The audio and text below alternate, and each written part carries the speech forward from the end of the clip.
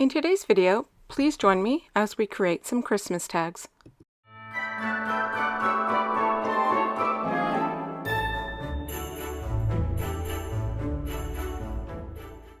Hi, I'm Stacy. Welcome to my channel. I hope you enjoy and are inspired to create. I'm going to go over the supplies I used. The first thing I used and what I based everything off of was this reindeer die. I was really inspired by Jill Norwood's tags. So that is a reindeer flight Biggs die from Tim Holtz. Then we have Paper Tray Inks, Fancy Snowflakes, Lawn Fawn Heart Stackables, MFT Trendy Tags is next, Stampin' Up! Christmas Pines, Chipboard, Cardstock, Pattern Paper, which I used Winter Green and Winter Berry from Hobby Lobby. And you're going to use some embellishments, maybe some inks, and some sort of blending tool. And as I stated, these tags were inspired by Jill Norwood's reindeer tags. They're really simple stamped ones, and I recently acquired this die in a destash and wanted to put it to use. So we're going to make some tags today. Here's a big box of my tub of embellishments. And I used a couple of different distress inks too on one of the tags. But use what you've got. If you've got different tags, if you've got different pattern paper, different dies, this is just to inspire you, give you some ideas. I cut out a bunch of these tags and I doubled up that chipboard. I wish I had thicker chipboard and I didn't. So I doubled it up and then I put the pattern paper on it. And then I got these bento boxes, is that what they're called, I think, from Hobby Lobby a while back on clearance. And so I die cut a bunch, and I mean a bunch of different components, and I stacked them in these boxes, and they were perfect for this. So if you don't have something like this, you could use little trays or dishes or whatever you have. I know scrapbook.com has something like this that are very thin. And I think they're like non-slip and they're made for it and they can stack. They don't have lids, I believe, but go check them out. But this is what I've got, so I'm using what I've got. You're going to need glue. I use some heavy or some large acrylic blocks to weight things down. And I believe I used foam tape on one of them. And then once I did the foam tape, I was like, it's a little too intricate. But I do use one with foam tape. So if you want to pop your images up or your elements up, go for it. It does look nice, but I just figured these are tags and it was kind of finicky behind the deer's legs and stuff. But as I said, I was inspired by Jill Norwood's tags a little while back. Jill Norwood created and hosts Saturday Morning Makes. And I'm going to enter this as part of that hashtag. It's an open collaboration, open to all crafters, all makers, no matter what you make, whether it's paper crafts, whether you paint, clay, crochet, knit, bake, anything, paint. Did I already say that? No matter what your hobby is, whatever type of form of art that you make, and you just use the hashtag satmornmakes. I'll link it all down below in the description along with Jill's channel. And if I remember, I'll link the video that inspired me to create these tags. So what I'm doing is I just laid out a few of the tags. I'm going to make a few, I think like these 4 on camera, and then the rest I just share at the end. And because I'd cut out so many different components, I just kind of stacked them and laid them out, and I'm just going through what I have, and I'm, trying to see how I want the layout to be of each one, and which papers I want to go with which papers and the tags, etc. The one thing I can say is I wish I had cut some tags out of plain color cardstock for some of the pattern paper deer, but I'm telling you guys, this was over a couple of days of doing different die cuts, and then I just kept putting them in the thing, and I glued I doubled up the chipboard and added the pattern paper, and I left it, and it came back the next day. So it was a couple of days of doing that, and then there was just one day I sat down with all these elements and started putting them together and then filmed it for you guys. So what I am trying to do is make sure that the hole at the top of the tag doesn't get covered. If you wanted to, you could cover that and put this on a card. Or if you did cover it, maybe you like it covered, you could also just like glue, you could glue like a loop on the back or whatever to be able to add your tag. Or you could cover it and then you could tape it or attach it to the package. You know, not all of them are going to be bags or in a way where a tag will hang. So you could just attach it under a bow on top of a box. However you want to do it. I mean, you could also use these as ornaments. And I cut out a lot of different snowflakes, and I used some different glitter cardstock in my stash. And then I also did some like white, just plain white cardstock. And one of them I actually like coated with glitter.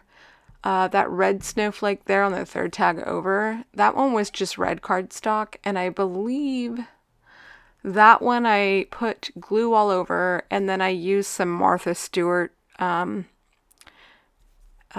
glitter, and it's not super sparkly. It looks more like ice when it's done, so it almost changed the appearance. I really wanted the red to get deeper, but it didn't do that. So it almost looks like ice sitting on top of it, which is cool. And then there's another red snowflake you'll see me pull out later, and that one I added clear or sparkle distress paste. So it's like clear with glitter in it. If I had red glitter cardstock, I would have just used it, but at the time I didn't.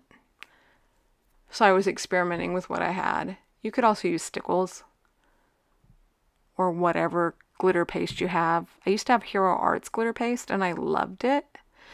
And I didn't have it very long, and I cleaned my tools before I used it. I didn't contaminate it, and it grew some funky green mold in it. If you had any issues with Hero Art paste, let me know. But I really liked it up until that point, and I just tossed it. There was no way I was going to use it. I mean, it looked like a science project or something. So I'm just taking some of these different sprigs from the Stampin' Up. Did I say that one? It's called Stampin' Up Christmas Pines. It's got different pine cones and some different sprigs and like foliage. Like I think that other one's supposed to be like mistletoe and like a little branch that looks like berries. And I'm putting it, you know, pretty heavy up in the corner there, and then I'm trying to carry it across almost at an angle, and you'll notice that in a lot of them, so that I try to balance it and not have everything on one side, because otherwise I think it gets kind of heavy. If that makes sense. Like not physically heavy, but heavy on the eye, like one side is off balance. And you could use press and seal, which I didn't even think about getting it, but you'll see, I think I shifted the heart differently. You know how when you craft on like cruise control and you think you're oh yeah, that's how I had it laid out, and then you go to actually glue it down, even though it was like seconds before, and you put it somewhere else and you're like, well, that doesn't feel quite right. And sometimes it works out to be better, and other times it's like, oh, maybe I didn't. I think it was lower before, I don't know, but there's one I think I shifted the whole thing over, and I was like, oh. And I kind of looked at it and I was like, wait a minute, I think, especially when I was looking back at the video to edit it, I was like, oh, I didn't even realize I did that, or I kind of did when I made it. So if you like a layout, you can also take a picture with your phone or camera. I film with my phone, so actually I could get out my old camera and take photos. So, just take a picture and you can refer back to it, which I did recently on another card tutorial I was making. And so I've got, just so you guys know, I've got a couple of tutorials already done and edited and pre-scheduled. I was on here pretty regularly, and then all of a sudden it was just, life happens, lose your mojo, you know, whatever the case may be. And I wasn't really on here much. And I was making different types of projects, which were hard to film. And so I'm trying to get ahead of the game so that you guys can have some regular content, because I know that I miss interacting with you. I've made some good crafty friends from YouTube, and I miss interacting with them as well. So I'm trying to stay more connected. And I know that with our crafty friends, like when I see them post a video, I get so excited. Because it's like, what have they been up to? What have they made? What did they buy? What are they sharing? You know, or just, it's good to hear them, even if they don't show their face on screen. It's good to see their hands and hear their voice. So, you know, I know there's some people that have reached out to me before in the past and said, well, I miss seeing you. And in all honesty, I miss seeing them too, like talking to them, seeing comments and interacting. So, I will try. And with Christmas, it's fun. You know, for me, I think the mojo is easier to come because there's so many different Christmas products I have that, and it's Christmas, so you're making something for Christmas. It's not a birthday card, or how can I be creative with this? And I think also, you guys let me know if you make videos, do you get stifled by trying to make content for people instead of just crafting? Like, what would be a good video idea? You know, what would people like to see? And sometimes that stifles me, because then I'm not just creating. I always create what I love or I enjoy, but then there's all this extra pressure. And then I just don't end up crafting. Or I do, and I've filmed videos where I've done things because I thought, I'm going to try this new technique or this or that. And maybe the video didn't come out, or the stuff didn't come out quite like I thought it would. If that's something you're interested in seeing, let me know. Because I do have one video that's been sitting here since, I think, July, for Christmas for July, which I may just edit and put up. It's partially done. It's been sitting there staring at me every time I open my editing software. And if you'd like to see it, I'll show it. I use some different stencils, my jelly plate, and some distress inks. Or not distress inks. Did I use regular inks? I think pigment ink and distress ink. So like a resist. And it didn't quite work out how I wanted it to, but it still was really pretty. It was just a lot of work to get the end result. And I don't know if you guys would be interested in that. I know some people, sorry, I sped up the gluing and the cutting of the foam tape because it was finicky, and you would have been there probably another 10 minutes. It was a long process, and I don't think the outcome was like wow for what I got. And it could be because I'm inexperienced with the gel plate, like that, you know, or jelly plate. I know they're called different things depending on what company you get them from. And I used inks, and mine's so fairly new that it kind of beads up. It still came out really pretty. I just think like pattern paper is easier.